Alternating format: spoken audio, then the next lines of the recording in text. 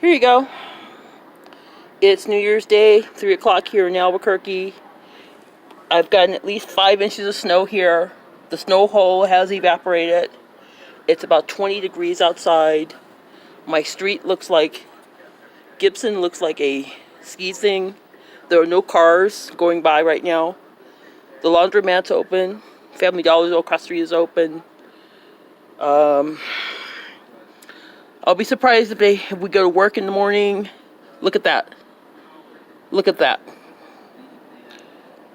I probably won't be going to work tomorrow morning. At least 4 inches. So the wind has died down because the wind was blowing it up really bad. So probably won't be going to work tomorrow. See you guys later.